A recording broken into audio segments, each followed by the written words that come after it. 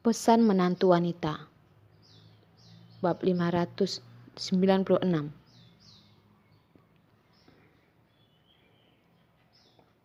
Carson, Arila terus berusaha untuk berpikir. Berusaha untuk memikirkan sebuah alasan untuk menenangkan Carson. Tetapi sampai akhirnya ia hanya mengeluarkan 6 kata. Aku tidak tahu harus berkata apa. Dia bercerai dengan Carson adalah sebuah kenyataan. Dia tidak bisa menemukan alasan apapun untuk menjelaskan dirinya sendiri. Arila, aku ingin mengambil hatimu keluar dan melihatnya. Melihat apakah hatimu itu terbuat dari batu.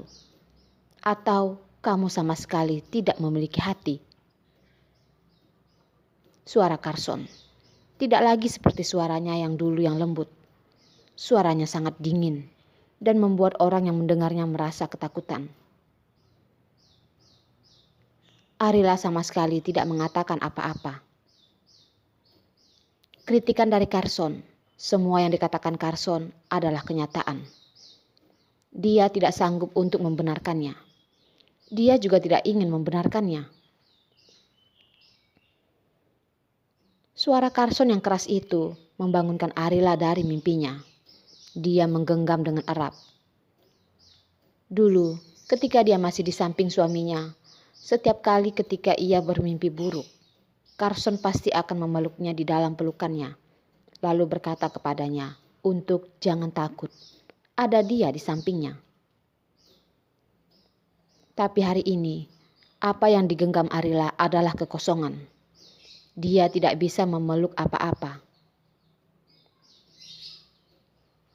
Di tengah kesamaran itu, ia membuka matanya.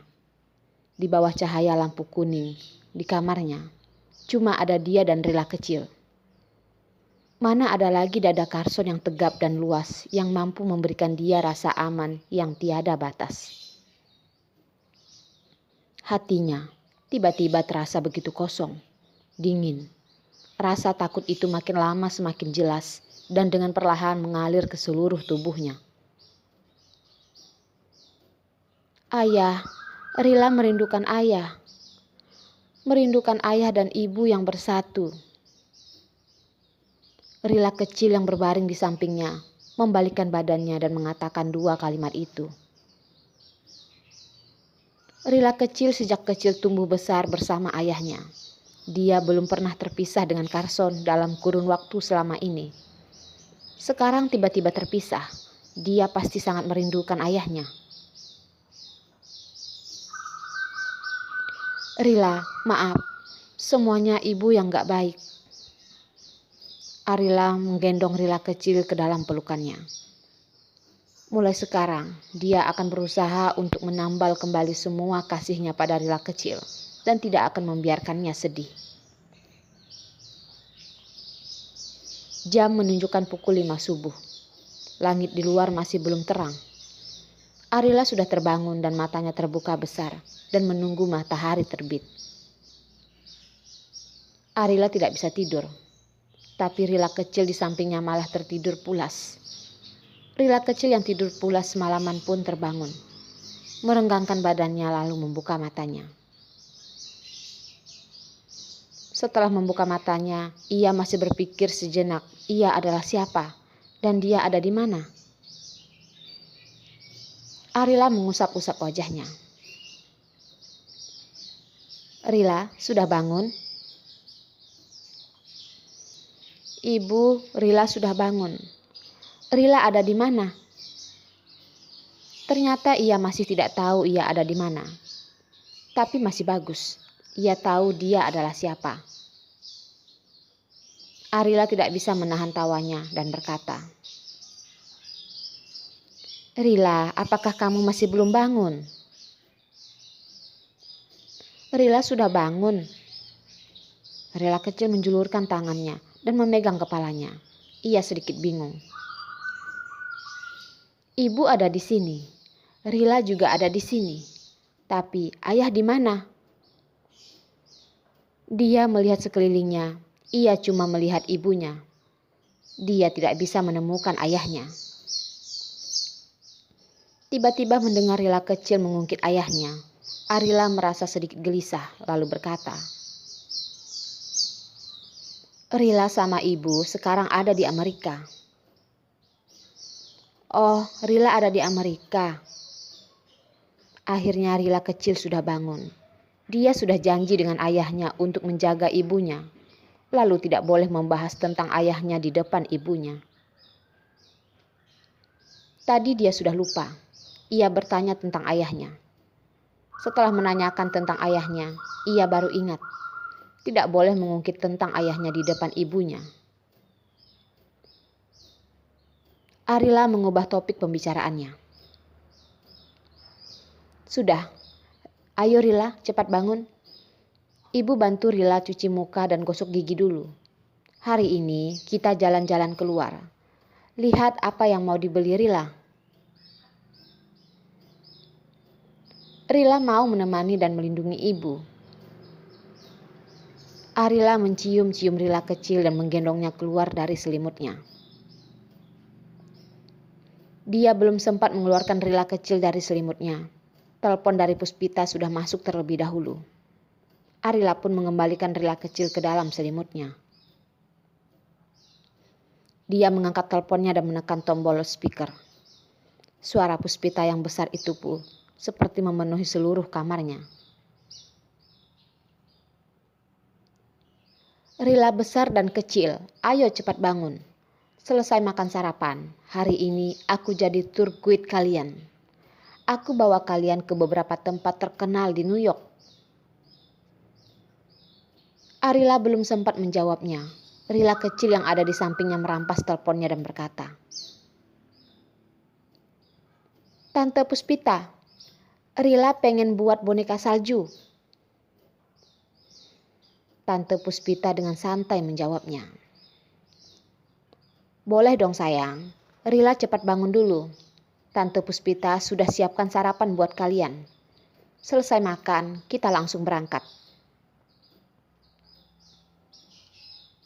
Puspita tinggal di gedung sebelah apartemen Arila. Setelah mengetahui Arila mau ke Amerika, ia sudah mempersiapkan semuanya.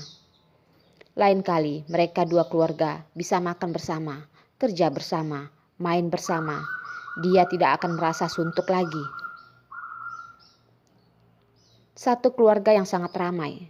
Ada makan, ada minum, bisa main sampai puas. Hanya membayangkannya saja sudah bisa langsung merasakan kenyamanannya. Rila pergi cuci muka. Kali ini tidak perlu ibunya yang menggendongnya. Rila kecil keluar sendiri dari selimutnya, berdiri dan mengenakan sandal kapasnya, lalu berjalan menuju kamar mandi. "Puspita, aku bantu Rila cuci muka dulu ya. Sampai ketemu nanti." Setelah menutup teleponnya, Arila langsung mengejarnya.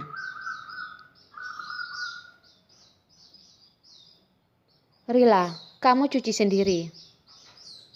Arila memberikan handuk cuci muka pada Rila kecil, lalu menekan odol untuk Rila kecil. Rila kecil menggosok giginya sendiri. Rila kecil berdiri di sampingnya. Dua orang, satu tinggi dan satu pendek. Satu gerakan yang membuat mereka sangat serentak. Sampai-sampai seperti sudah melewati latihan yang panjang. "Ibu, Rila selesai gosok gigi." Rila kecil membuka mulutnya untuk memperlihatkan kepada ibunya kalau dia sudah menggosok giginya dengan bersih. Dia adalah anak kecil yang suka akan kebersihan. "Iya, bersih sekali. Nanti ibu kasih Rila kecil hadiah sebuah hati," kata Arila tersenyum lembut, lalu mengelap sisa-sisa busa yang masih menempel di mulut Rila kecil. Cuci-cucinya sudah selesai. Arila membawa Rila kecil kembali ke kamarnya, membiarkan dia memiliki pakaian yang ingin dia kenakan. Rila kecil memilih jaketnya yang bercorak putri salju. "Ibu, Rila mau pakai yang ini." "Ya, Setelah memakai baju ini, Rila kita juga berubah jadi putri salju ya? Arila membantu Rila kecil mengenakan baju yang berwarna pink. Setelah selesai mengenakan pakaiannya, Rila kecil berputar-putar di depan cermin. Merasa dirinya lebih cantik dari putri salju. Arila mengajukan jempolnya sambil tertawa dia berkata, "Rila kita cantik sekali." "Iya dong, karena ibu cantik, jadi Rila juga cantik," kata Rila kecil merasa sedikit sungkan karena dipuji dan bermanja-manja di dalam pelukan ibunya. Arila tidak bisa menahan tawanya dan tertawa. "Kalian berdua sedang ngapain?" Puspita tipikal orang yang tidak sabaran. Sudah menunggu begitu lama, dia langsung menerobos masuk dan mencari mereka. "Rila kita tadi lagi mengganti pakaiannya. Gimana? Cantik kan?" Arila berkata pada Puspita. "Rila sayang, tante sayang sekali sama kamu." Puspita memeluk Rila kecil dan mencubit-cubit pipinya. "Rila besar, ini yang di dalam perut aku adalah anak laki-laki. Kamu lihat aku dan Gustin juga nggak jelek-jelek amat. Bagaimana kalau aku pesan Rila kecil buat pacar anakku?" kata Puspita.